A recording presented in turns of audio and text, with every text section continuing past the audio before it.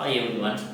Today we have to start our first lesson called There is, there are, is, am, and has, have. Right? You know that we are දන්නවා primary auxiliary verb and modal auxiliary verbs කියලා කොටස් දෙකක් තියෙනවා. අද අපේ පාඩමේ තියෙන්නේ primary auxiliary verbs කියන එක. Primary auxiliary verbs. Right? ඉංග්‍රීසි භාෂාවේ මේ මාතෘකාව යටතේ ඔයාට is, am, was, will be කියලා ඊට අමතරව do, does, did කියලා ඊට අමතරව has, have, had, will have කියලා ඉගෙන ගන්න තියෙනවා මේ මාතෘකාව යටතේ. Right? Majority of the students can't speak in English. They don't know the difference among these three lessons. ගොඩක් අයට ඉංග්‍රීසි කතා කරගන්න බැරි වෙන එක තැනක් තමයි there is, there are කියන එකේයි has, have කියන එකේයි is, am කියන එකේයි වෙනස දන්නේ නැහැ. මේකේ වෙනස ගත්තොත් අද මම ඔයාලට කියලා දෙන්න හදන්නේ there is, there are කියන එක භාවිත කරන්නේ නොදන්න දෙයක්, නොහඳුනන දෙයක් තියෙනවා ඉන්නවා කියලා කියන්නේ. තියෙනවා ඉන්නවා. has, have භාවිත කරන්නේ තමන්ට තියෙන අයිති දෙයක් තියෙනවා ඉන්නවා කියලා කියන්නේ. is, am භාවිත කරන්නේ තියෙනවා ඉන්නවා කියලා භාවිත කරන්නමයි හොඳින් දන්න හඳුනන දෙයක්. මීට අමතරව මේකේ වේ කියලා තේරුමකුත් තියෙනවා. ඕකේ. ඔයාලට මේ තුනේ වෙනස අවබෝධ කරගන්න පුළුවන් නම් මේ තියෙනවා ඉන්නවා කියන එක කතා කරන්න ලියන්න චූටි දෙයක් කරන්න තියෙනවා. මේ හැම එකකටම ඉංග්‍රීසි භාෂාවේ ෆෝමේෂන් එකක් තියෙනවා. වාක්‍ය ලියන ආකාරයක් කතා කරන්න භාවිත කරන ෆෝමේෂන් එකක් තියෙනවා. there is, there are කියන්නේ තියෙනවා ඉන්නවා. මේක ඉංග්‍රීසි භාෂාවේ වෙනම අපි ඉංග්‍රීසි මීඩියම් කරන අයට උගන්වනවා to denote an existence of a subject which is not defined in present කියලා. මේ has, have භාවිත කරන්නේ to denote the possession කියලා අපි ආරට උගන්වනවා. is, am එකේ ඉංග්‍රීසියෙන් අපි භාවිත කරනවා to denote an existence of a subject which is defined in present කියලා. මේක නොදන්න නොහඳුනන දෙයක් තියෙනවා ඉන්නවා කියලා කියන්නේ. දන්නේ නැති, හඳුනන්නේ නැති. මම සරල උදාහරණ තුනක් අරගෙන ඔයාලට මේ ආකාරක පද තුනේ ක්ලැරිෆිකේෂන් එක දෙනවා මෙහෙම. මම කියනවා වහල උඩ පූසෙක් ඉන්නවා. මම අයිතියක් කිසි දෙයක් දන්නේ නැහැ. වහල උඩ පූසෙක් ඉන්නවා කිව්වම මම භාවිත කරනවා there is a cat on the roof කියලා. මම කියනවා මට පූසෙක් ඉන්නවා අපේ ගෙදර මට පූසෙක් ඉන්නවා. ඒක මට තියෙන අයිතිය මම ඉවරට භාවිත කරනවා has, have කියන එක. is, am භාවිත කරන්නේ අපි හිතමු එහා ගෙදර ආන්ටිලාගේ පූස අපේ ගෙදරට ඇවිල්ලා ආන්ටි මගෙන් අහනවා අපේ පූසව දැක්කද කියලා. මම දන්නවා ඒ කළුයි සුදුයි පූස ආන්ටිලා ඒක ඉතින් මම ගත්ත ගාම කියනවා අන්න ඔයාලගේ පූස අපේ ගෙදර ඉන්නවා. your cat is කියලායි මම පටන් ගන්නෙ. ඇයි? මම දන්න දෙයක්, හඳුනන දෙයක්. සරල උදාහරණයක් ගමු තව. පොතක් මේසේ උඩ තියෙනවා. මම අයිතියක් දන්නේ නැහැ. දන්නේ නැති ඉඳන් මම ගත්ත ගාම කියනවා there is a book on the table කියලා. අපි හිතමු මට පොතක් තියෙනවා. මට ඒක අයිති දෙයක්. මම ඒකින්ද භාවිත කරනවා I have a book කියලා. අපි හිතමු නිමල් පොත දාලා ගිහිල්ලා නිමල්ගේ නමක් ගහලා තියෙනවා. නිමල් එළියේ ඉඳන් මගෙන් අහනවා මේ මගේ පොත මේසේ උඩ තියෙනවද කියලා. මම දකිනවා නිමල්ගේ පොත මම ගත්ත ගාම කියනවා ඔයාගේ පොත මේසේ උඩ තියෙනවා. your book is on the table කියලා. මේ වෙනස දැනගත්තොත් පහේ පන්තියෙන් උඩ 11 පන්තිය වෙනකම්ම රචනවල especially those who are in grade 6 හයේ පන්තිය ළමයි විශේෂයි එයාලට තමයි මේක ලොකුවටම pupils book එකේ work book එකේ තියෙන්නේ. ඒකින්ද ඔයාලට මේකේ දැනුම තියෙන්න ඕන මේකේ වෙනස අවබෝධ කරගන්න.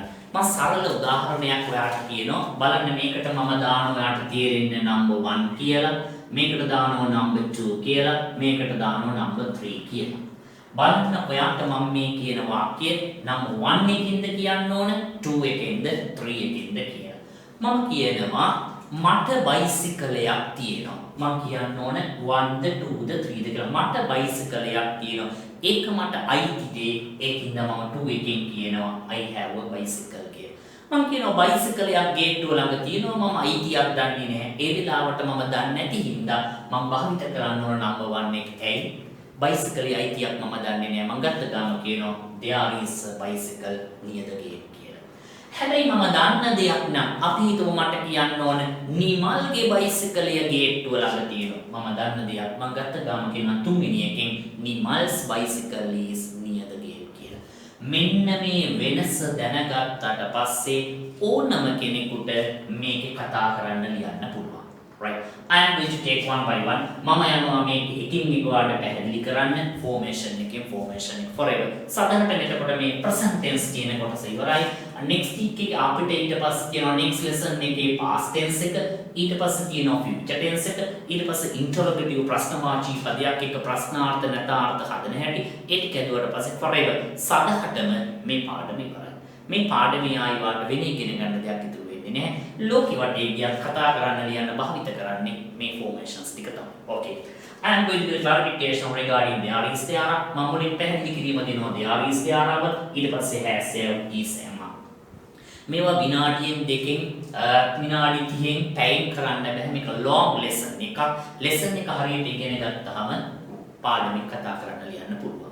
right හැම දෙයක්ම ක්‍රියාත්මක ඉංග්‍රීසි භාෂාවේ formation එකක් තියෙනවා සිද්ධ වෙනවා කියන්නේ has to තියෙනවා නියමිත ඇසලසුන් is to am to are තියෙනවා යුතුය කියන්නේ should not තියෙනවා වගේ කියලා කියන්නේ is seem කියලා formations 14ක් අපි පන්තිවල උගන්වනවා හැම දෙයක්ම කියන්න භාෂාවේ formation එකක් තියෙනවා මේ ඔක්කොම ඉගෙන ගත්තට පස්සේ ඉංග්‍රීසි කතා කරනවා ලියනවා කියන සුද්ධිය මම ඒකයි මේ පළවෙනි පාඩමේ ඉඳන් ඉංග්‍රීසි භාෂාවේ තියෙන සියලුම පාඩම් ටික ඕඩ් එකට ඔයාලට grammar 1 2 3 4 කියලා දෙනවා right මේ අපි අද කරන්නේ grammar 3 එකේ first lesson එක right grammar 3 එකේ first lesson එක right ඒ විදිහට මම හැමදාම ඔයාලට පෙන්නලා දෙනවා grammar 3 එකේ මෙන්න පාඩම් ටික කියලා grammar 1 එකේ මෙන්න grammar 1 එකේ tenses සහ relative pronouns කියලා පාඩමක් තියෙනවා grammar 2 එකේ formation 270 ගානක් විතර දෙනවා ඉංග්‍රීසි භාෂාව මෙතනින් සදාකාලික ඉවරයි අපි පන්ති වල නම් කියන්නේ this is the last class in your life කියලා මේ වාගේ ජීවිතේ අන්තිම පන්තිය කියලා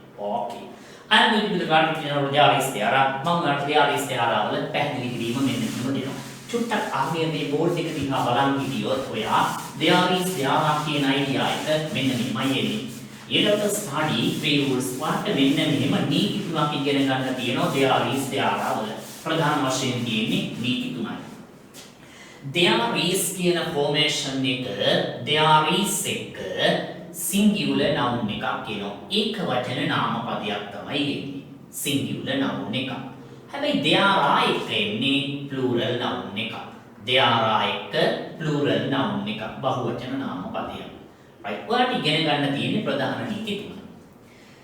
මේකේ there is එක නම් එකයි there are එක නම් එකයි. there are එක නම් plural ගොඩයි. right there is කියන formation clause එකත් එක්ක ඔයා ඒකවචන නාමපදයක් ලියනකොට consonant sound එකක් නම් එනවා vowel sound එකක් නම් n එනවා එක rule එකක් හරි ඒ කියන්නේ පොතක් මේසේ උඩ තියෙනකොට there is a book on the table කුඩයක් මේසේ උඩ තියෙනකොට නම් there is an umbrella on the table ඔච්චරයි වාට පළවෙනි නීතිය තියෙන්නේ මේක කෙනෙක්ට අමාරු නම් පාස මට ඇහිලා තියෙන ගොඩක් වෙලාවට ළමයි කියනවා vowel එකකින් පටන් ගන්නවා නම් that is completely incorrect සම්පූර්ණ වැරදි vowel එකක් නෙවෙයි vowel sound එකක් vowel sound එකක් vowel consonant sound එකක් මේක අපි articles කියලා ලස්සන පාඩමක් පිටු 30 ගානක් විතර පන්තිල උගන්වන පාඩමක් ඔයාලට මම short form එකකින් article ටික කියලා දෙන්න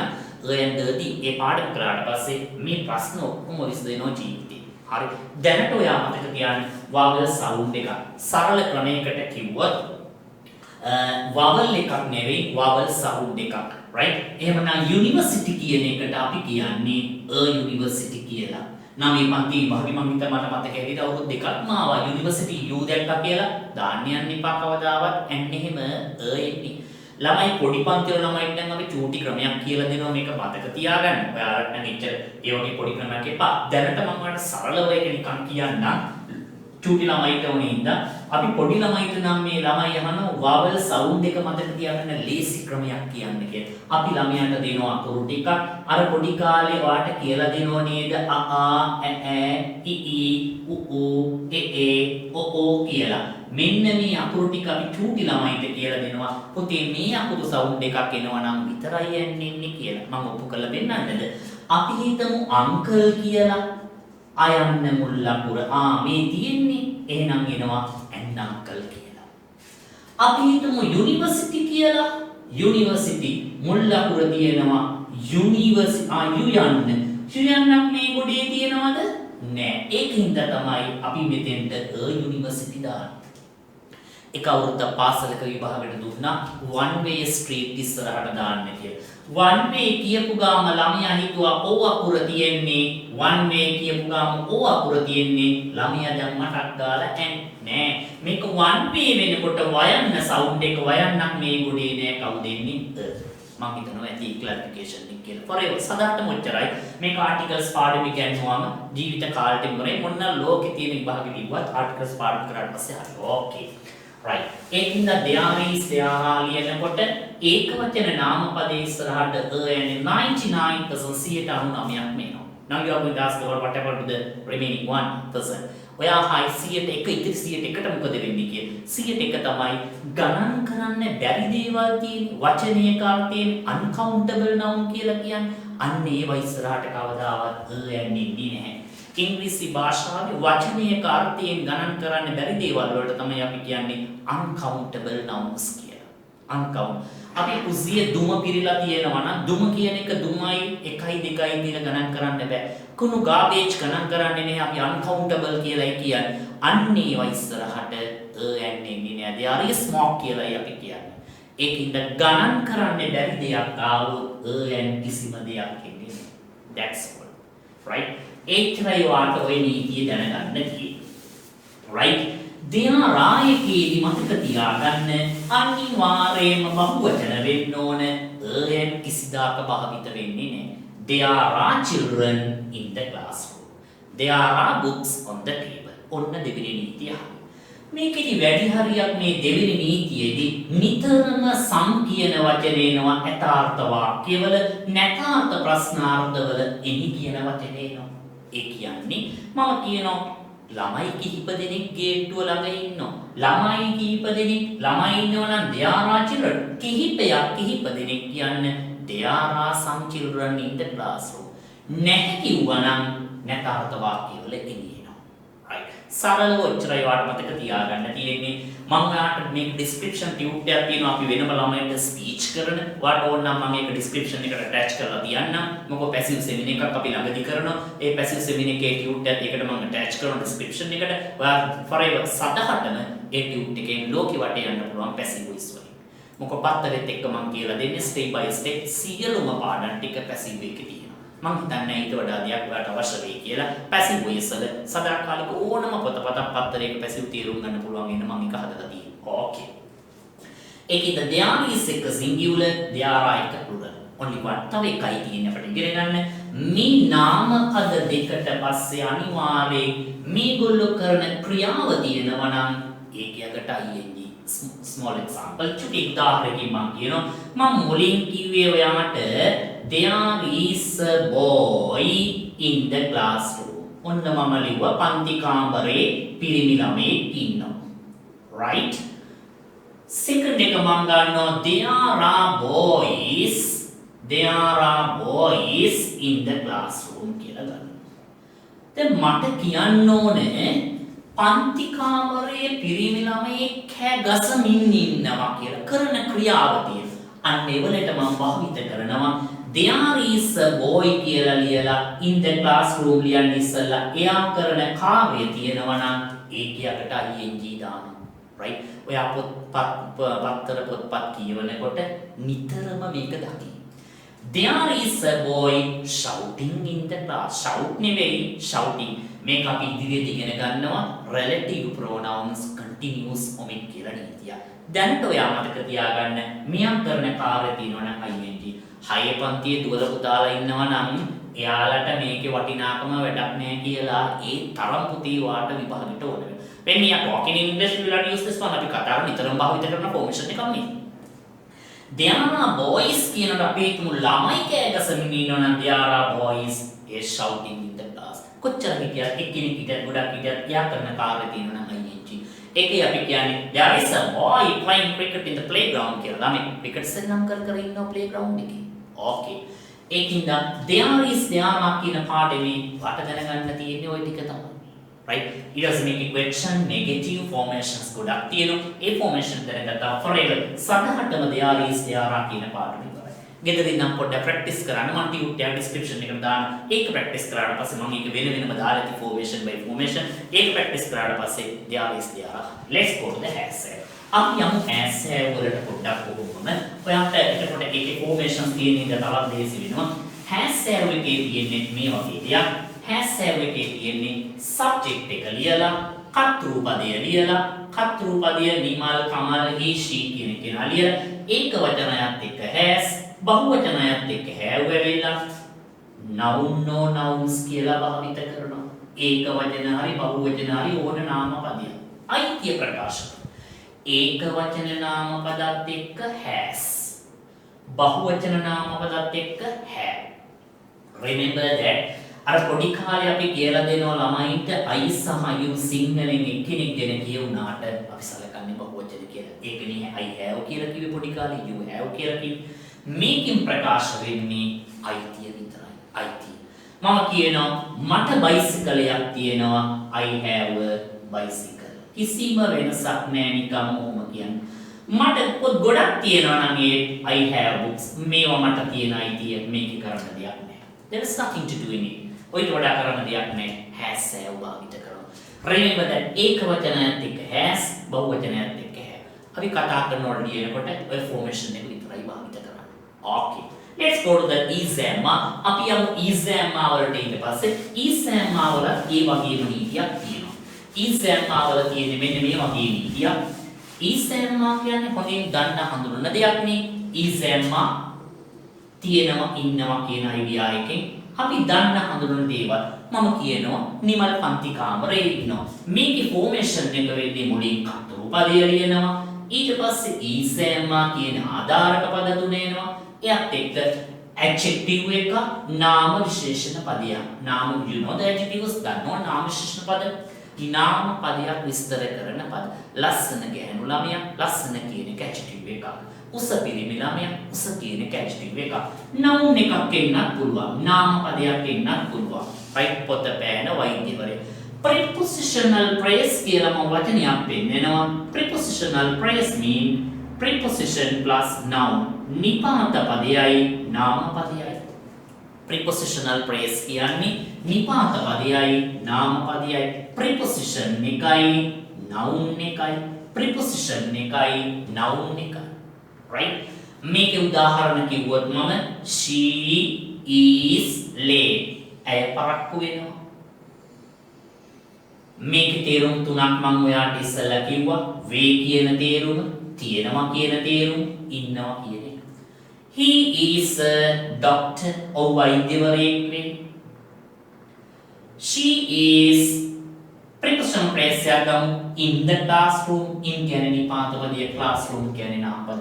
She is in the classroom. ඇය පන්ති කාමරේ ඉන්නවා. It is on the table. ඒක මේසේ උඩ තියෙනවා. forever. සදහටම ඔයා මතක තියාගන්න is-am එක නාම විශේෂණ පදයක් වෙන්න පුළුවන්. නාම පදයක් වෙන්න පුළුවන්. prepositional phrase එකක් වෙන්න පුළුවන්. If you can manage difference is-am, has have, is-am, has have, and there is there are, then you can write any sentence relevant to this topic. මේ මාතෘකාවට අදාළ ඕනම වාක්‍යයක් ලියන්න පුළුවන් ඔයාට. You should know the difference among them. මේ අතර තියෙන වෙනස ඔයා දැනගන්න ඕන. right? is-am භාවිත කරනවා දන්න දෙයකට, has have භාවිත කරනවා අයිතිය ප්‍රකාශ කරන්න, there is there are භාවිත කරනවා නොදන්න නොහඳුනන දෙයක් ප්‍රකාශ කරන්න. මේ ඩිෆරන්ස් එක තමයි අපි මේ පාඩමෙන් කරන්නේ. අදින් පස්සේ ඔයා මට ඕන නම් මේකෙන් my village කියන ටොපික් එක යටතේ අපි 6 පන්තියේ ළමයින්ට මේ මාතෘකාවෙන් විතරක් වචන 75ක රචනයක් ලියලා දෙන්න. ඒකට ඕනනම් මම ඩිස්ක්‍රිප්ෂන් අටැච් කරලා තියන්නම්. ඔයා එකක් ලියන්න උත්සාහ කරන්න. ඊට පස්සේ my school library කියලා එකකුත් අපි මේ මාතෘකාවෙන් විතරක් ලියලා පෙන්නනවා ළමයාට. ඒකත් මම අටැච් කරලා දාන්න. my village කියන එක is-am, has have, there is all early භාගයට මේ පාඩම් තුන විතරක් දැනගෙන ඕනනම් first page එකේ 40 ගන්න පුළුවන්. ලියන ප්‍රශ්න දෙකක් නේ තියෙන්නේ. right 8 එකයි 6 එකයි not එකයි compression එක ඒක විතරක් ඔයාලා manage කරගත්තාම අනිත් පාඩම් ටිකත් එක්ක 40 to 40 step එකේ 40 40 ගන්න පුළුවන් okay right ඒකින්ද ඔයා මේක follow කරන්න අපි passive semi එකේදී මුණ ගැහිමු ඊට පස්සේ මේක question past tense එකයි future tense එකයි ඊට පස්සේ අපිට තියෙනවා passive semi එක edit කරලා edit කරාට පස්සේ අපි ඊළඟ පාඩමත් එක්ක මුණ ගැහිමු okay enough for today goodbye